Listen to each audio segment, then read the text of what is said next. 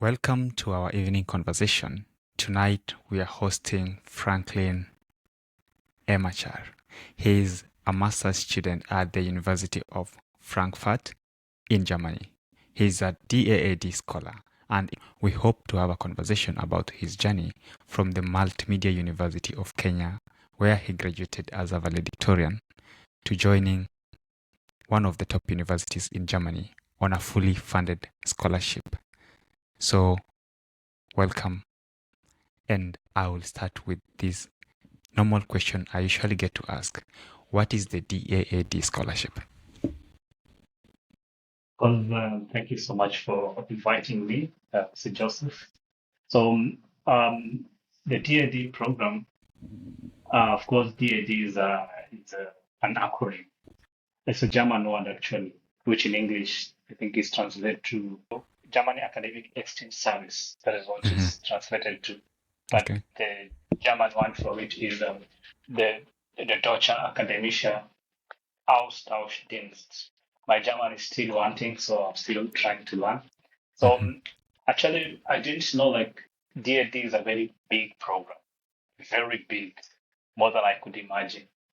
So the program I am in, it's specifically called DAAD, Leadership for Africa. So it's among the newest programs in the DAD that is in past. I think it was introduced in 2020 or 2021 thereabout. So I stand as the third cohort. The first cohort got into the program in 2021, the second cohort in 2022. Then we are the guys who came in 2023. How did you learn about DAAD? I think if you're keen about academics and pursuing your further education, I think there are scholarships that somebody must just know, even if you have never applied for them. Yeah. Somebody would know that there's DAD, there's Fulbright, there is Chevening. So I think I came to learn it just naturally, like as I was looking for information about scholarship outside here, I landed on DAD. But before even I came to DAD, I had applied through so many scholarships. I had applied scholarships in Korea, in the US, in UK, Commonwealth, Chevening, the GKS in Korea and Japan. Yeah, so I was basically I knew about many scholarships, but I never went deep into DAD because I didn't. I thought maybe you must know. Everybody knows like you must know German for you to apply for a program in DAD, for example. So that's what first thing I thought. I never even tried to really research like what is it, what do they require in their programs. So before we even come to those other requirements, I'm aware that some institutions, and I stand corrected, in Germany don't they don't charge fees. So I came to across this information that you can do a master's program without paying school fees. Where does the scholarship actually play part? So that information is true. Here in Germany, the government institutions, I should say, government institutions, universities, do not pay a tuition fee. They usually pay what we call semester fee, which actually we should say like it takes care of the student union. It's money that goes to the student union, and the biggest part goes to your ticket. As a student, you get like a semester ticket, they call it, where you can travel within. It was usually before like when we came in, it was within, let's say, the province, the state, which university is located, but it was further enhanced to the entire of Germany. So it takes care of that. So the DAD specifically would help you to take care of accommodation. Accommodation is one of the biggest challenge here in Germany. Yes. And of course, your student upkeep. And of course, that semester fee. Those are the three things that really take care. And your insurance, because insurance is the biggest thing also here as a student in Germany. So I understand you graduated 2018 with your bachelor's degree in electrical and telecommunication engineering. and you were a valedictorian, which means you were the top student in your university. Do I have to be a top student in my university so that I can be awarded this scholarship? Not at all. Anybody can get this scholarship actually. Mhm. Anybody, so long as you meet the requirements that are stipulated in the advert, for example. Mhm. So most of the scholarships, if I'm not wrong, but with a second upper, you Yeah. get a very good scholarship.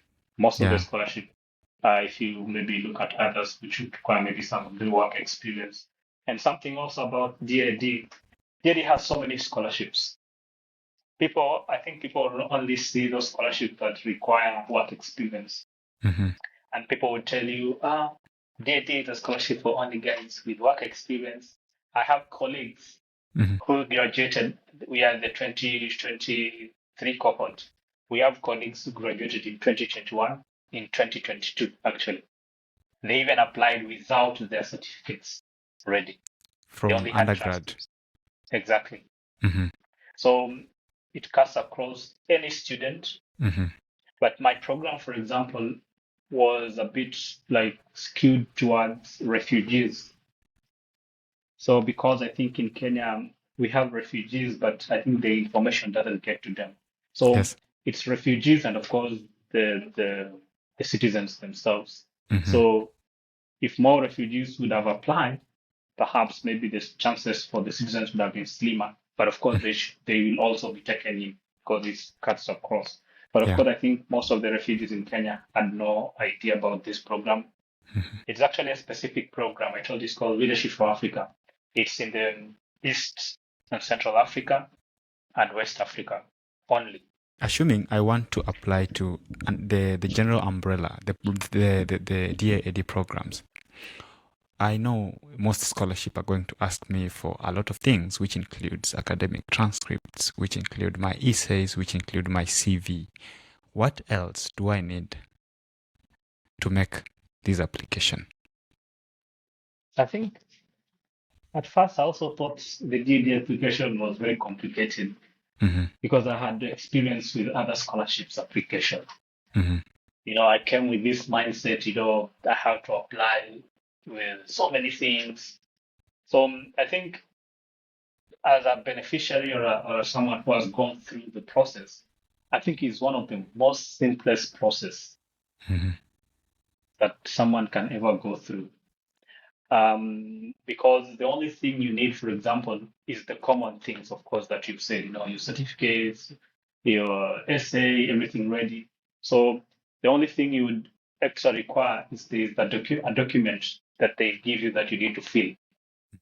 And it's only like your personal data and some other small information which you can answer. So apart from that, it's now the normal things like your motivation letter. And for example, mine, it even lacked recommendations from the professors. I was like, which scholarship does not like want recommendations from professors?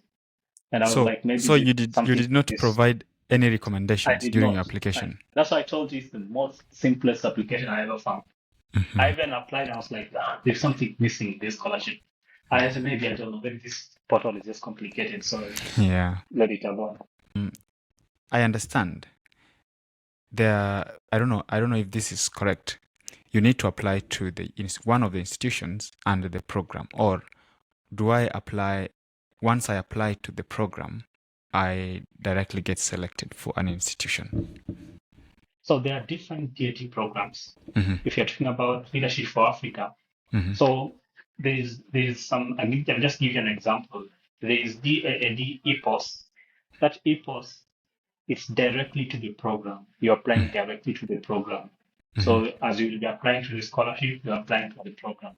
But many other DAD programs, you would apply to DAD and then apply for your admission separately to the university. So Mhm. for example, what I did specifically for this Leadership for Africa, we applied for this scholarship, we got the Yes. scholarship, Mhm. then DAD will now tell you for you to begin to be a substantive holder of the scholarship, Yes. you need an admission. And admission must come from if the same requirements would stand across all the applications, maybe if there are some changes, of course, you'll have to read them in the requirements. But you'll have to apply to tuition-free institutions, something that you said earlier. So you cannot apply to a private institution. They can only accept a tuition-free institution, and sometimes into a program which does not require you to go abroad. That means you don't have a semester abroad. For example, you come to a program in Germany and you're again required to do a semester maybe in Sweden or in another country that perhaps maybe under special consideration, but in the requirements they say they wouldn't allow you to do abroad, to do studies abroad. So you have to apply to a program that would only be within Germany. Of course, it can be in another university, but within Germany. So how do Yeah. I know that this program, I don't need to pay school fees or something like that? Is there a place where you can find a list of all institutions that don't pay school fees? Yeah, of course, again, DAAD provides you with a database. Mm-hmm. So you go to that database, they provide all the programs, masters, PhD programs, bachelors. So of course, you go specifically to, for example, if you're applying for masters and you say it should be within this area, maybe if you're engineering, technology, you're selecting the filters in the criteria within this area, and you go to the tuition, you say tuition free or not tuition fee. Then it will populate all. I'll get to that link and maybe give to you so that you can be able to share with your listeners and your audience. So it's possible if you filter it out, you'll be able to get all the programs which you're sure they are tuition free. Okay, as you have mentioned, the link to such information is going to be found on the description of this video. So if you're watching this video, remember at the end of the video, just have a look and you'll get all the information you need about the programs. So we are going to the next part about the documents that you submitted for application. And you mentioned this is a very simple applications, as you put it in your own words. But also you mentioned you have to submit a personal statement. So in your opinion, what is a good personal statement? What should a good personal statement look like? So I think for this scholarship, and of course for many scholarships, the most important thing is your personal statement or letter of motivation, as it's called in other words. So your letter of motivation must be very authentic. I know we come from having an experience to applying to Germany and how detailed it is. You would see like DAD or any other scholarship will be simple, but of course it is the only thing that will get you the scholarship. So number one, it should be authentic, and number two, you should be able to sell out yourself. Like, why do you deserve this scholarship? And you must bring it very clearly. What are your goals? Yes. And of course, they'll also be interested. What are your areas of research that you're keen on? Because the program is called DAAD or the DAD Leadership for Africa. So if your goals and aspirations and your research case studies and so on are geared towards, providing leadership to the African continent, because that is the real the purpose of the program, then you stand a higher chance. So you need to be very systematic. You need to be authentic. You need to provide, why you want to apply for the scholarship, or where you're coming from, what do you want to achieve through the scholarship, and many other things that you may be able to include in your motivation letter. So now that this is a master's program, and when you are applying for a master's program, sometimes, especially for master's by research program, you may be required to come up with a research idea or submit a research proposal. Were you in any way required to submit any of those? It was not required, but when you read through the requirements they also give you like how your motivation letter should look like. Mm-hmm. They said, you should be able to bring forth your research proposal that you desire Mm-hmm. to go into. Okay. So yeah, I did, but it was if you notice, my master program is in information technology, though Yeah. coming from the background of electrical telecommunication engineering. Mm-hmm. So my research was still pegged on telecommunication communication engineering. Mm-hmm. So I submitted like a research proposal in that area. But Mm-hmm. right now I'm doing like something different. So if you submit, for example, a research proposal, but maybe you change your mind along the way, you can still get through um, the program. So that makes a lot of sense. Especially, sometimes it's more or less like I also know some institutions where you just get in, then you will figure out things along the way. Exactly. Some of them have already defined process or project. So have you like started writing your masters like a thesis? I found out here in Germany is a bit interesting Mm-hmm. because for you to start looking for maybe your subject matter for your thesis, Mm-hmm. they actually say you have to be able to have finished your third semester because you're doing 4 semesters, for example, so first, second, third, finish. Then you can do your thesis in a company. Yeah. So when you're applying to a company for a thesis position, for example, you should be able to demonstrate that you've clearly, gone through the 3 semesters for you to Mm-hmm. be able to get a thesis position. But right now, I think I'm still considering in my areas which I'm interested into, specifically in areas of machine learning, AI, and cybersecurity, because those are the things like I made me to cross, not really cross, but they're still, marrying together with the telecommunication and electrical industry. Yeah. So actually speaking about cybersecurity and security by itself, I noticed you worked in the NPS, the National Police Service of Kenya. Yeah, Um, I don't know if you were an officer or you had a different department, but I will let me focus more on the scholarship aspect. How did this in any way influence or contribute to your offer? I would do more because by the time I was applying for the scholarship, Mm-hmm. I was actually working in the National Police Service. So as we speak, like trained police officer, like trained like military, paramilitary training as they call it. Okay, But I you was are working, you're a police officer.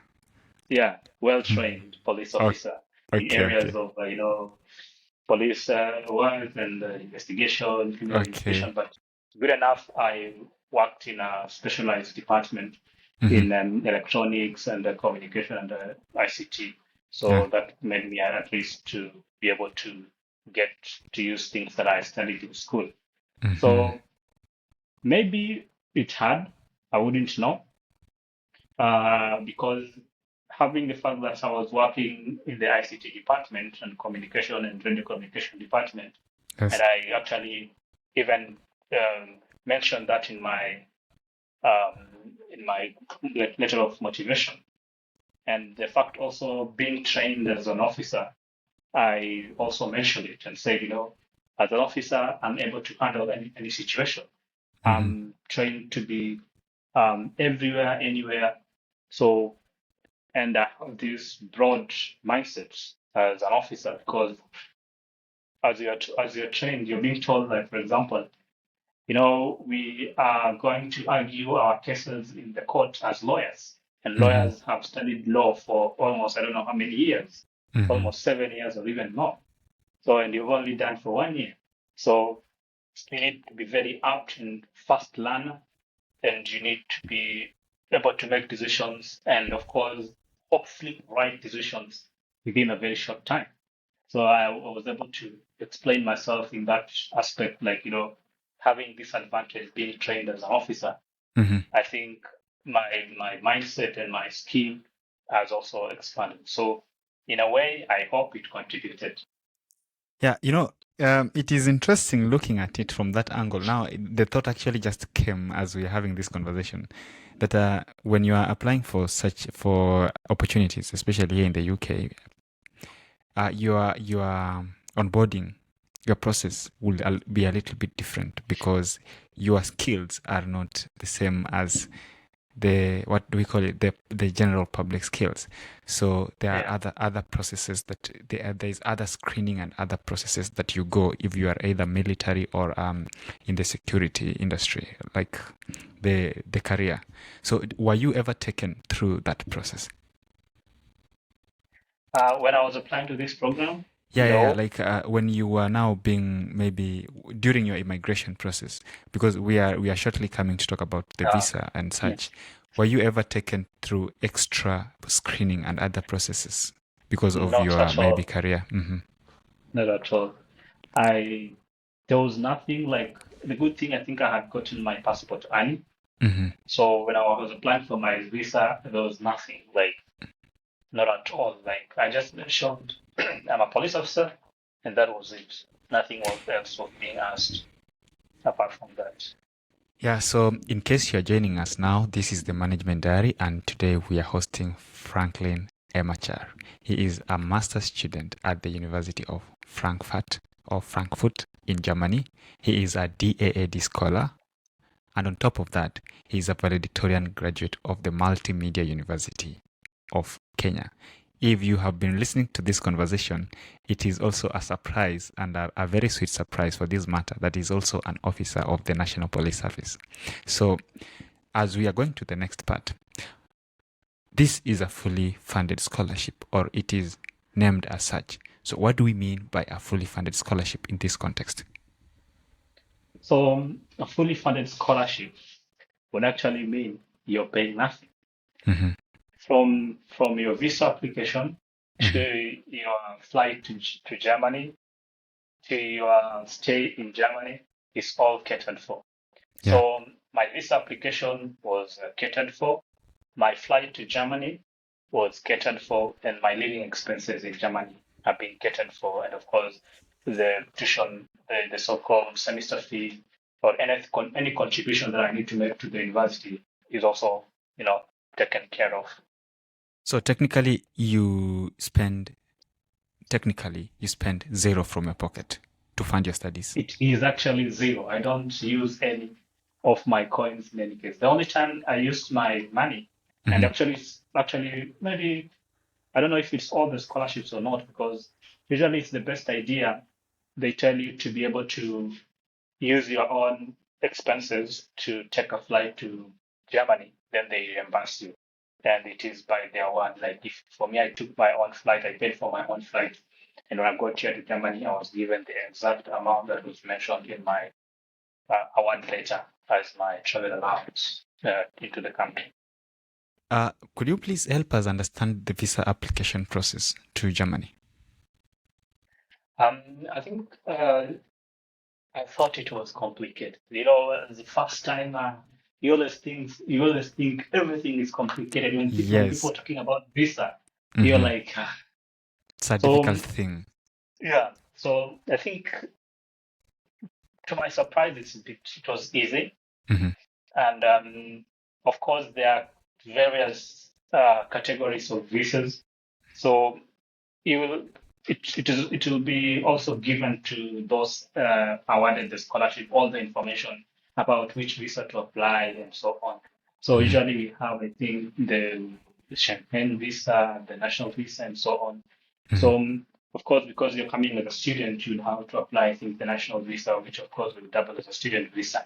Mm-hmm. So you go there and read through all the requirements that they need, and of course, it will be generally like any other person, perhaps maybe who has not gotten a scholarship, who would also apply the same way. Okay. So you have to get your funding, like where you're getting the funding, where you're getting your insurance from, letter of motivation, letter of admission to a university, for example, or to a language school. because the good thing about this program is actually, we can say it's a 2.5 year program. Mm-hmm. The first 6 months, you're given like a bonus to learn the language, usually an intensive language course up to level B1 in the European standards. So, and then you now start your 2 year journey of your, Your scholarship masters. master Mm-hmm. student. Yeah. Mm-hmm. So if you provide all the information they need in the visa, your CV, and sometimes they usually say, oh, translate it to German, but there is no need. When Mm-hmm. it's in English or German, you're good to go. And of Okay. course, if maybe you are applying without a scholarship, for example, maybe you may have a German language certificate or something like that.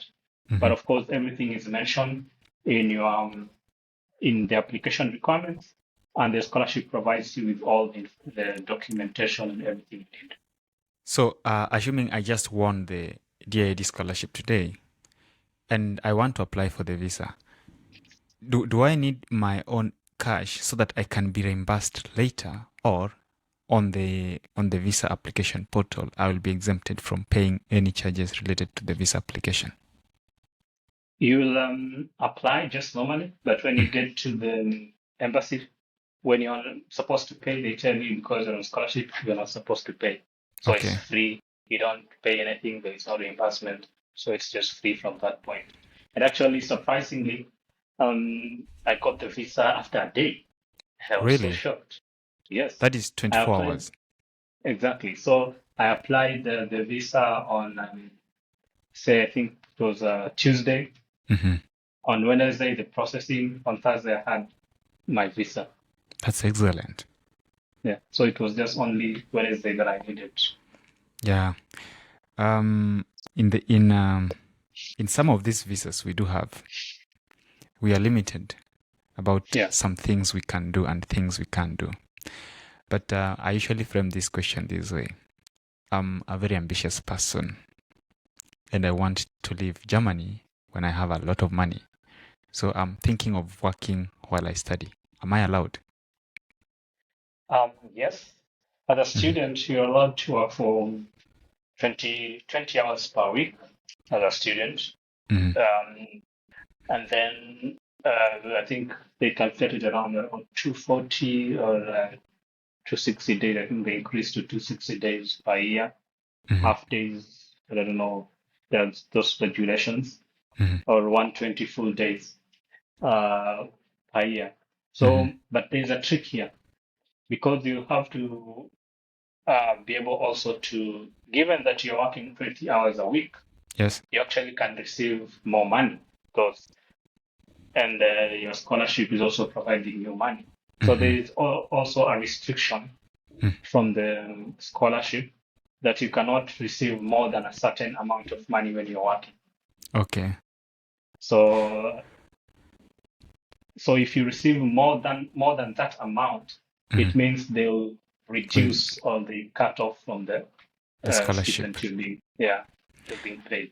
So it means, for example, let's just say, just a broad example, that because I know in Germany I don't need to pay any fees for my studies except those term fees and such. Yeah. Can I come and work part-time as I study and be able to raise my fees? I know this might not be the most complete information, and people who are listening need to do some fact checking. But in your opinion, do you think this is possible?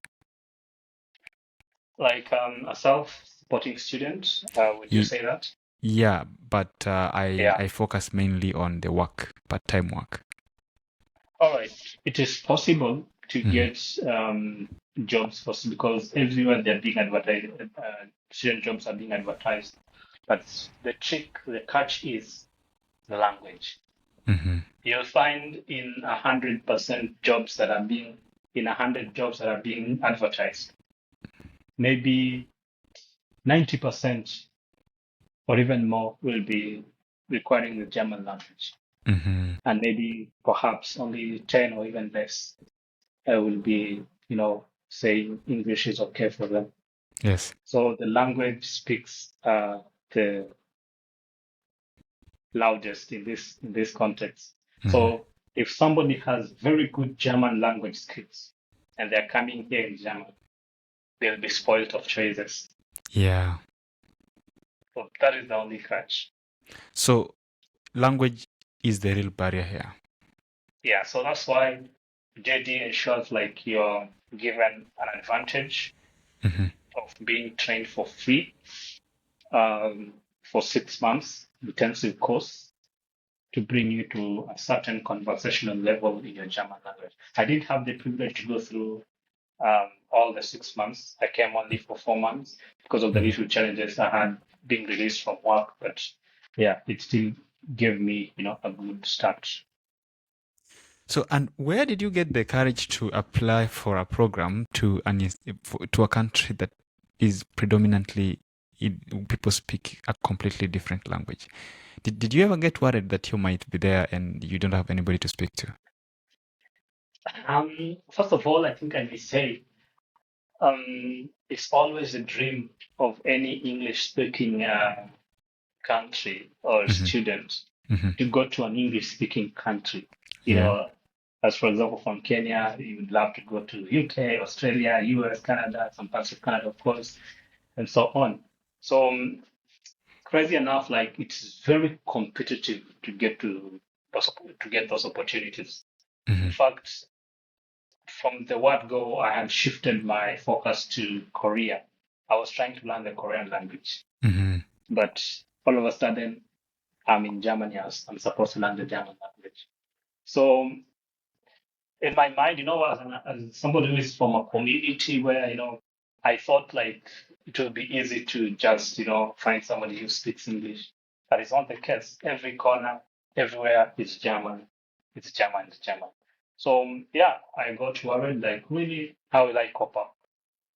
But by the advantage you are given, like you'll be taken through some introductory language skills, Hmm. you'll be able to maneuver yourself in Germany. But of course, learning a language as an adult is not easy. It's not Yeah, easy. it's big. It's a big task. Yeah. I've been here for, I think, little longer than 1 year, Mhm. and I'm still struggling, like literally struggling.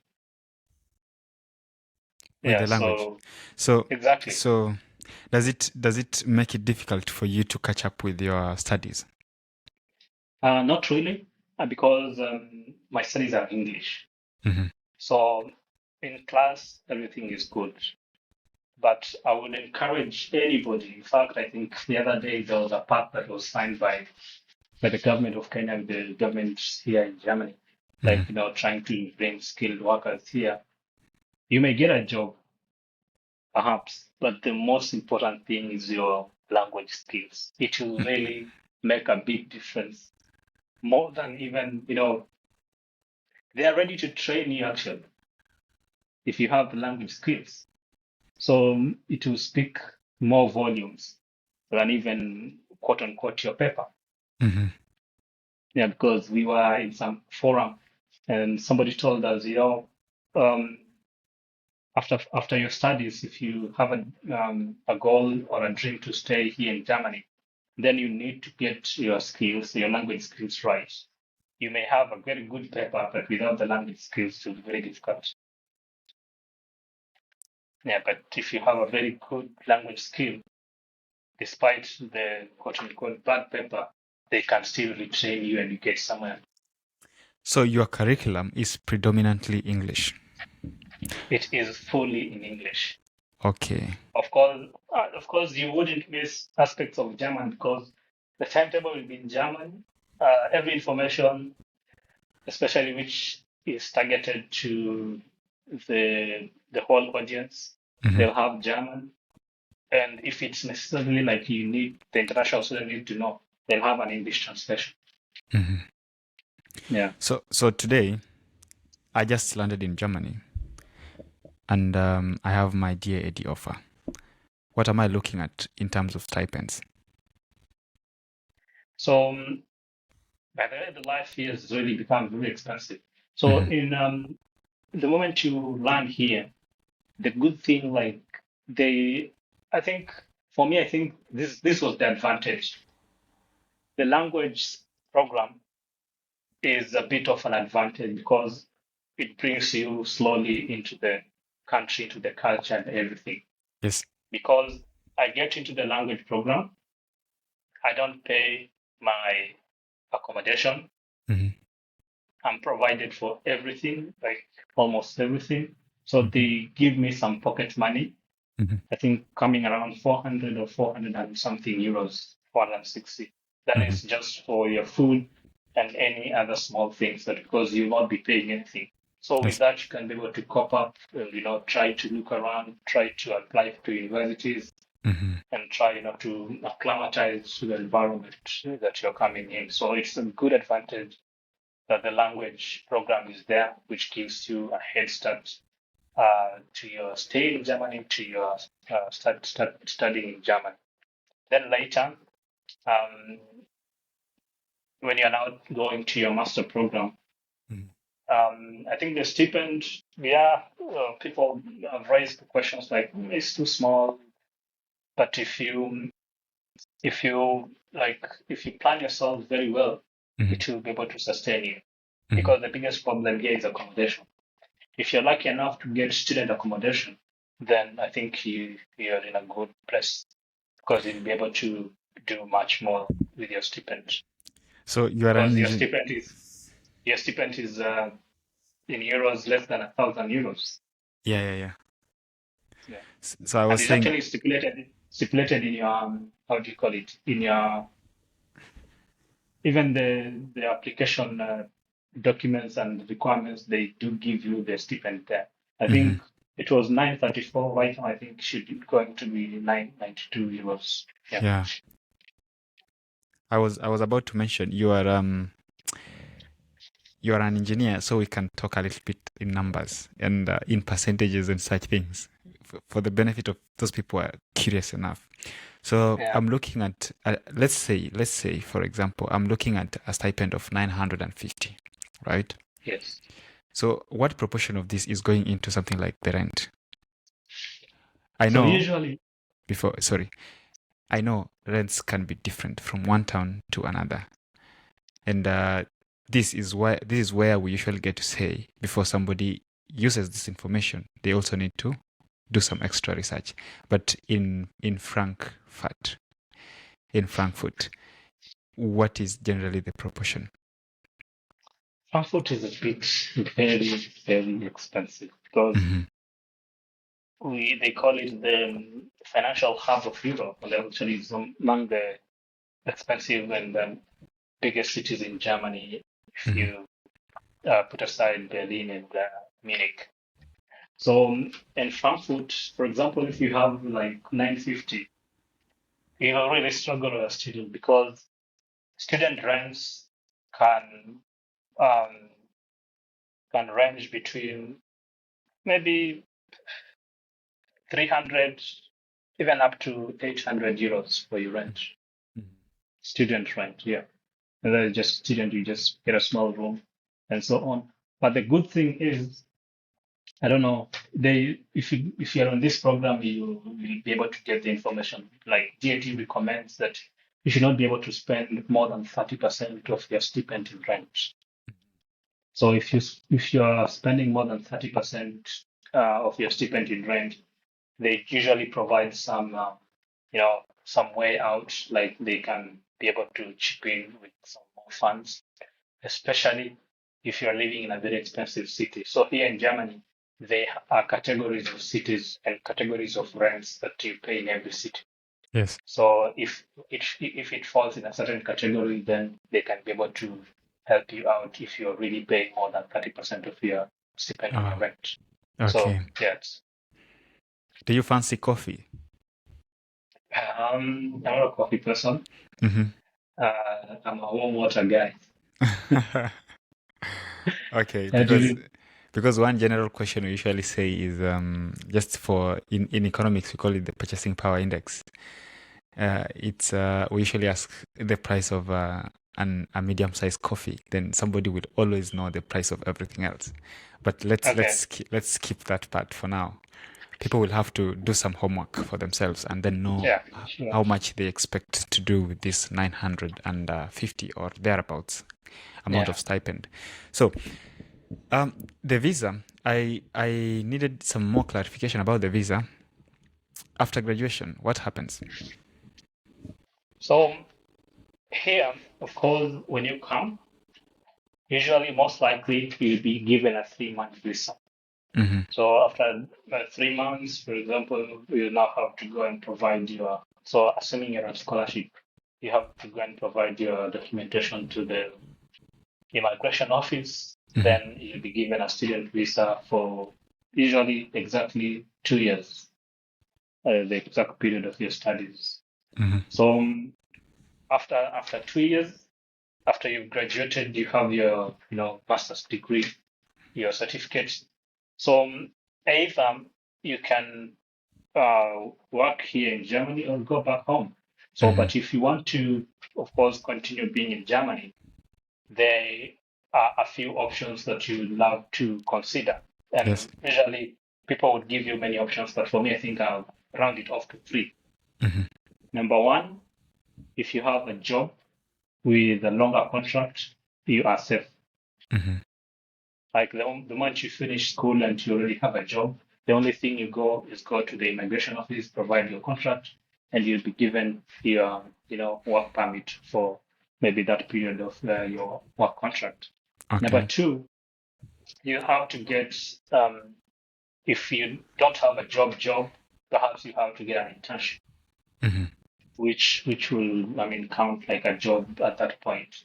So internship also will help.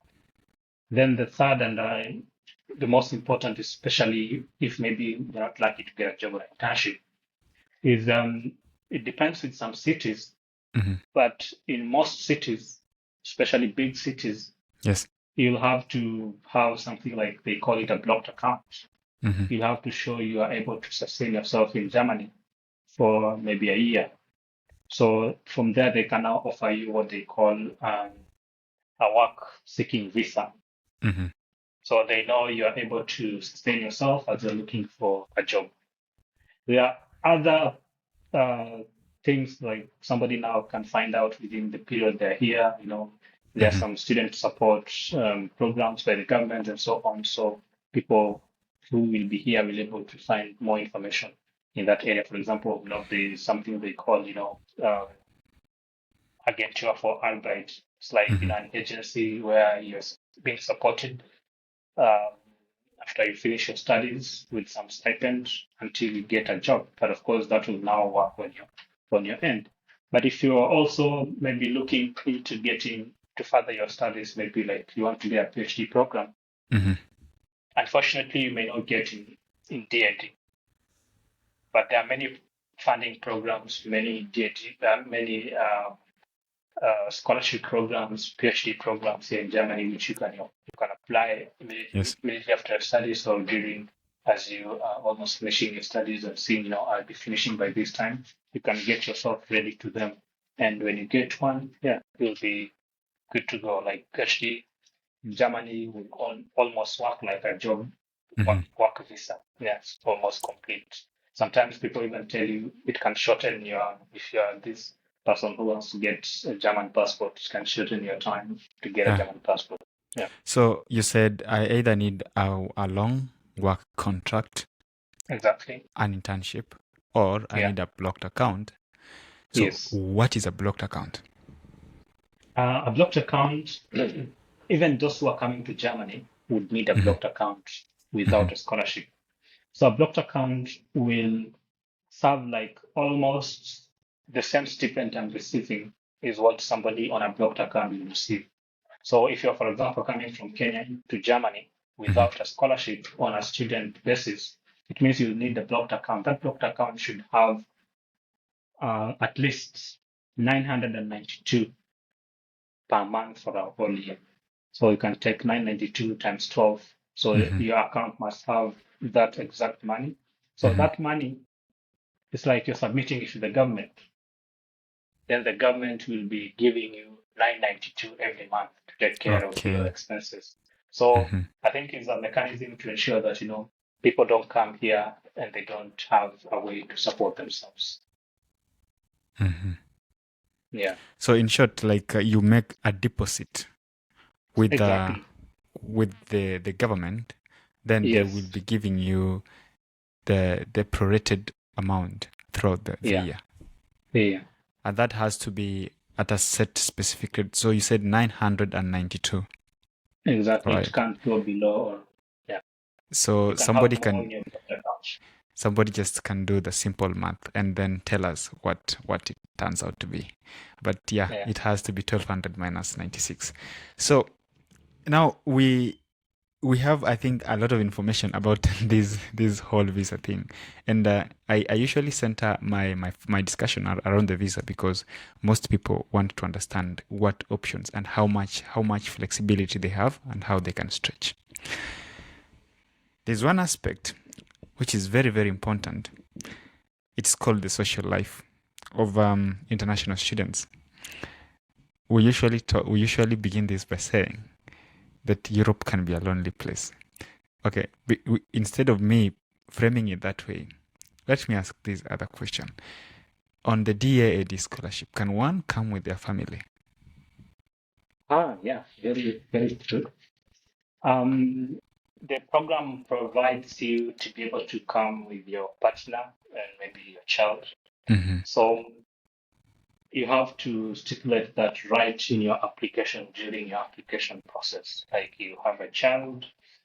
Mm-hmm. If you're the only parent, you say, I'm the only parent of this child. If you are family together, I say, have this parent and this child or these children. This is my spouse and these are my children. So later, of course, you will not be able to come with them during the language learning. You come when your scholarship or your master program commences, because that's when you are now uh, substantive holder of the scholarship. So they Mm-hmm. can come from the time when your master program is started. So DAD provides like a stipend to support the family. So there will be a stipend for the spouse Mm-hmm. and for the child or each child you bring to Germany. So I will get extra support for coming with my spouse Yes, and child to Germany. yes, yes. Hmm. Okay, okay. So another advantage they can subsidize because they know the language is important. Maybe you're coming with your wife, maybe as a man, Mm-hmm. um, and it will be difficult for her to integrate. So what they do, they also offer what we call um, language program. Like they do what we call what is that word? Um, Subsidized. Like they can offer you like a subsidized language program for your partner. Mm-hmm. So for example, if you get like a language school here, maybe where you're supposed to pay maybe 500 euros per month, yeah, Mm-hmm. they can help you to, pay some Meet a part little. of that. Exactly. Okay, okay, okay. That makes absolute sense because you Exactly. mentioned for them to be able to integrate into the society, they need to learn the language in one way or another. Did you find any culture shocks there? Um, it has an officer. That question has been asked to me even some quarters. And as an officer, I didn't really like get shocked. Like really like, oh, it's so surprising. As an Mm-hmm. officer, you're trained like you will meet so different situations everywhere. Mm-hmm. There are people who will come to confess to you or in the police station. They are very private affairs, but you're not supposed to look shocked, Mm-hmm. almost like a pastor, because a pastor will get any information from the members of the congregation. Yeah. Yeah, so I expected it to be different. In Mm-hmm. fact, maybe I raised my expectations too much, I should say, perhaps. Mm-hmm. But yeah, the shocks that somebody would definitely have to get is it's not like Kenya where everybody is too friendly to you. Yeah. You greet everybody in the street. You can ask anything in the street. You can laugh. So the thing is, it's very difficult to make a social life here in Germany. Mm-hmm. So to get to maybe have a German friend is very difficult, and especially if you don't have the language. Yeah. So even among Europe, I know it's out there, so I want to be lying. Like, somebody can just. So among Europe, like other European countries with Costa Germany or Germans, like they have like a very close culture in Hmm. that they grew from their childhood, and it's very difficult to break into, and get to make new friends. So it's very difficult for them, even for themselves, to make new friends when they grow up. They Yeah. usually try to stick to their childhood friends. Okay, okay, okay. I mean, yeah, Yes. it is the structure of the society, and we Yeah. understand each society is built and wired differently. So that's their way of life. But did you find communities where you do blend in? Yeah, of course, here, for example, in Frankfurt or Germany generally, there's a Hmm. Kenyan community. So they always organize, how do you call, like, uh, some meetings, meetups, and so on. So you get to interact with them. There are international communities which you can get into them also and make more connections and so on. Hmm. And there are also DRDs, DID, like communities also, Hmm. especially I think the alumni, they try to get you into the community around and so on. So there are possibilities that many communities somebody can get into while here in Germany. You get like you can get support, you can get Exactly. to engage Yeah. with people. In Yeah. short, Especially mhm, when it comes to looking for accommodation, it's quite a a tough disaster. task. Yeah, so when you have already like that's why I say the language school really Hmm. plays an important role because it gets now your roots into the country and into other things. So we should be sharp enough and Hmm. get connections, know people, get to know who which communities are around, yeah, which international communities are around, so they'll Hmm. be able to help you get around because yeah, the if you're alone, you definitely you can also be, misled by some people. So, but if you have people whom you can trust, then um, it will be easy. Yeah. So that begs me to ask, do you remember your very first day in Germany? Like Yeah. when you got to Germany, what happened? So here I am, Hmm. landing in the airport at Hmm. 6:45, I think, that time in the morning. Hmm. So good thing is summer. So I did Okay. not come out of the plane and be shocked with the cold. Yeah, yeah, yeah. So it was a good summer. Hmm. So one thing, I think perhaps I had an advantage because I had been connected to a friend.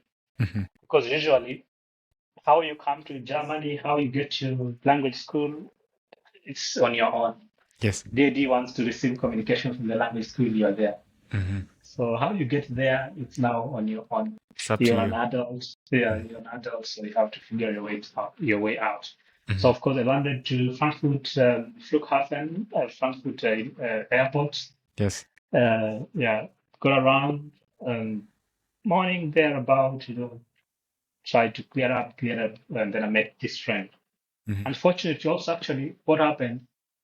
The airline I was using Hmm. lost one of my bags. So somebody. I actually met some Kenyans who are also coming on DRD program, but they were On the on flight. PhD. Yes, Hmm. but they are on PhD programs. Hmm.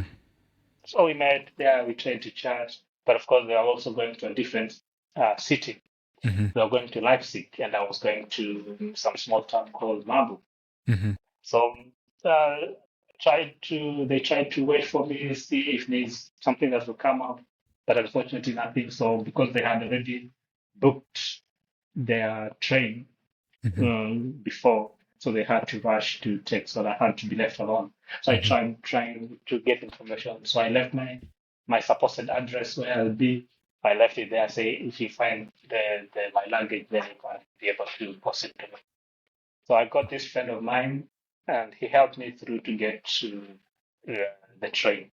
So if I was alone, it would have been troublesome. It could have Because been a disaster. ah, they're not Especially trained from now, Kenya. especially now The, that everywhere is written in German, right?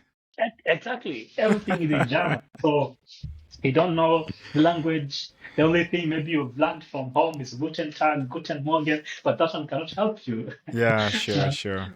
Uh, so, so good enough, he Hmm. rushed me to the train and I caught the train and I needed to have some transfer and I was really nervous. Like, how do I do this transfer? Hmm. How would I know which train I need to take? Yeah, So good enough, I said, I'll just open up myself and ask, do you speak English? yes, I mean, I need to go to this place. Is this the yeah. right train? So Hmm. being open that way, I got to the right train to my town. So in the town now, I think my first day was hectic. Though, I had expected it would be tough, but it Yes. was tougher than I thought. Hmm. But of course, the guy in the airport who met me and helped me, it would have been even tougher than that. Yeah. So getting to the town, now we need to locate the school first, Hmm. the language school. Hmm. Good enough. I don't know, maybe I was working with some guardian angel. So good enough, I met a colleague who was Hmm. going to the same school. Hmm. Or some friend I think was coming from, I don't know, is it one of these Asian countries. Hmm. So we had a joint effort now try to find out where the The language language school school is. is. Yeah. Hmm. So imagine you don't have internet, you don't know the language, you can't ask people. So it was Yeah. really tough. But Hmm. good enough, like it was not very far, but because you're new, Hmm. it looked far. So Yes. we tried to get some taxi there, Hmm. tried to join some German words which we had learned while Hmm. we were preparing to come to Germany, Yeah. to ask the price, how far and where is this place, Yes. yeah. Hmm. So eventually we got to the place. So getting to the language school, you're Hmm. given your key. Say, this is your key. Hmm. This is the address of your apartment. Hmm. You can take this bus number or you can take this taxi. And that is it. You're left. You have to find out like where You is have to figure this? out everything. Yeah. So Ah. I got to this bus Hmm. and I need to pay. I have no vast, uh, knowledge about the euro. I'm still new, I'm Hmm. still calculating in my Kenyan shillings Home mind. currency, yeah. Yeah. So what happened, like when I got to the bus, Hmm. to go to the station, like the last station which I should get off. Of Hmm. course, usually when I was getting to the bus, I should have gotten through the door where the driver is so that I Hmm. can pay and then Hmm. get in. But Yes, yes. because I had some luggage and the people there, Hmm. because I had this one luggage because the other one was left and my backpack. Hmm. So I just got in. Now I'm trying to find a way to pay my tickets for that case. This mindset of Kenya, like you can pay while traveling, while Yeah, you're yeah, on the move. yeah. So I find my way out and go to the driver and say, I'm going to this and that. So of course, he talked in German. I think he should have said maybe perhaps something like, don't disturb me while I'm driving or something. So I now get confused. Like my last station is there as we are in the last my station which I should have liked. Now I get the opportunity to pay. I pay. He gives me the ticket and my balance. But my bag is still behind there. I left my bag. So when I was rushing to get my bag so that I get out, The bus is the gone. bus moves. Oh. So I had to go to the next station Hmm. and now try to trace my way back to the station that I've been left. Then Hmm. from there, try now to find where my house is. So sweaty, without internet, and so on. Us trying to ask people, they don't know. You thought, in Kenya, like if you ask for direction, everybody knows everywhere. Yeah. There's always that person who knows every place. But here, I Hmm. tried to ask, nobody knows. But Yeah. eventually, I found my Your way luggage. to yeah, my way to the room. My luggage, I think, came a week or two later. Okay. Yeah. So it was a bit stressful, but of course, I think, That's quite an experience. I mean, like it's an interesting and shocking at the same time. Because I'm just trying to think what could I have done in that context. But it's glad that you eventually yeah, you I said, I eventually mean, made it. I've been in tougher situations. In Yeah, training, yeah. there are times you've been told to go to some place, Mm-hmm. you don't know which place to take. So the Mm-hmm. longer the route you take, the longer the time you take to get to the place, and Yeah. you'll be determined to have failed the exam Mm-hmm. because you need to be able to read them up and Yeah. know which are Get the there shorter quickly. routes and which are the easier Mm-hmm. routes to get there. Because if you're long on the way, then you Mm-hmm. can be caught up with by the enemy. You see. Yeah, yeah, yeah, yeah. So the And bag thing, I even forgot about it. Like that's where your when military training came into play. exactly. So everyone, if you are listening to this, please get some military training before going to Germany. Ah, On a light note. So in case Kenya you are is joining tough. us, this is the Management Diary, and today we are having a conversation with Frankline Emacar. He's a master's student at the University of Frankfurt. Emacar is also an officer of the National Police Service in Kenya, and he's a valedictorian graduate from the Multimedia University, also in Kenya. So as we close the conversation, assuming you are given a different scholarship with the same terms as DAAD, would you still take it? I think JD served well for me Mm-hmm. because I think I had reached to a point where I had applied for scholarships and some of them didn't go through. Although I had gotten one, but it was a bit complicated. Mm-hmm. So I think JD serves enough for me. If those are different, then perhaps I would have had a different experience. Yeah. Mm-hmm. Yes, but people must broaden their best, Yeah. apply to scholarships. I mean, I used to have this mindset like okay, there's this target countries you would Mm-hmm. have in mind, of course. Yeah. I used to be very bold, like I want to go to this specific country. Mm-hmm. But every time I would apply to a scholarship there, it didn't work out. Mm-hmm. So I mean, I think I should say like I never had a dream of coming to Germany. Mm-hmm. Never even in my wildest. I Yes. had UK, US, Korea, Japan, and some other places. Yeah. But Mm-hmm. I tried to broaden my express, and here I Mm-hmm. am. I mean, very well covered. And I think Yeah. the Lord willing, I'll be able to make a career maybe from here, out of here. Sure, sure. I wish you all the best. Thank you so much. I found you on LinkedIn. Is there any other platform that we could connect with you? I think I'm a LinkedIn person and an Mm-hmm. old Facebook person, Mm-hmm. and Twitter, perhaps social media. Some So, other profiles I didn't, they're lying like idle. okay. So in case you want to connect with our guest today, I will leave the link to his LinkedIn, his Twitter, and his Facebook accounts so that you can choose whichever serves best Sure. for you. Yeah, sure. Even my Instagram, though I don't visit, but once in a while, because I came here to Germany and most people use Instagram. Mm-hmm. You know, on a light note, for example, here it's not, in Kenya, it's normal to ask for a lady their number. Here, maybe it's safer Jam account. So, Okay. Guys, I'm also going on Instagram tomorrow. I will actually drop my handle down there so that as I plan to go to Germany, I know I won't be staying alone.